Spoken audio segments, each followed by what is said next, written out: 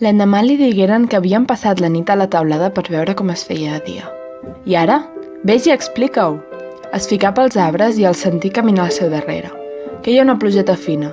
De les fulles es despenjaven gotes d'aigua i el parrupeig de les tórtores li feia companyia.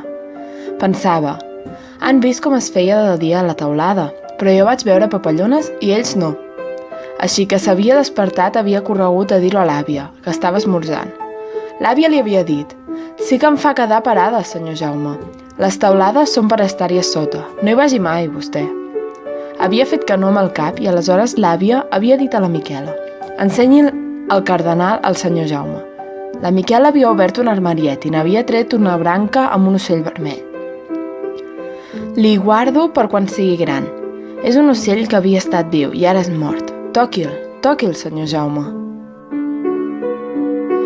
No havia gosat. Una cosa era mirar-lo i una altra, tocar-lo. Preguntar a l'àvia si en Ramon i la Maria l'havien vist. No l'han vist ni el veuran mai. Ella la mirà amb els ullets una mica de costat i rigué. Quan arribà al lloc de les tórtores alçà el cap, però, com sempre, només se sentia el parrupeig. El Ramon i la Maria devien seguir-lo de puntetes. Estava mort de por, però no volgué girar-se. Caminava a poc, amb les mans arrapades a les cuixes, i apenes gosava respirar. No s'havia recordat de dir a l'àvia que havien jugat a posar-se les sabatetes de mamà.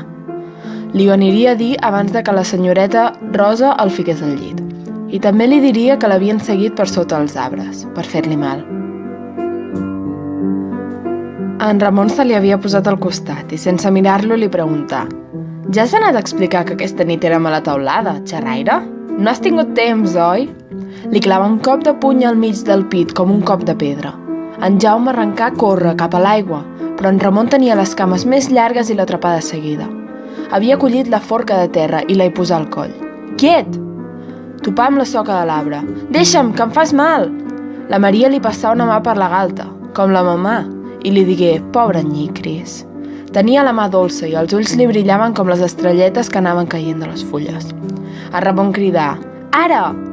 La Maria tenia l'agulla de picar els dits. Quan sentí la punxada al coll, la mirà com si no entengués i arrencà a plorar amb la boca oberta.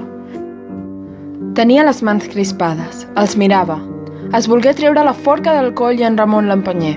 Caigué a terra i quedaren una estona quiets. Recollida...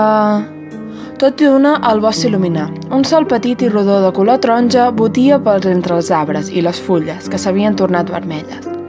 Tingué temps de pensar en quan es mirava les mans davant d'un llum i es veia l'ombra dels ossos voltada de carn rosada.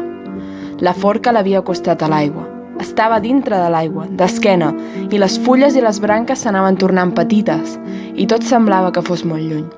Feu un esforç per moure's, però quedà mig de bocaterrosa i sentí molt de mal darrere del cap i un gran fred.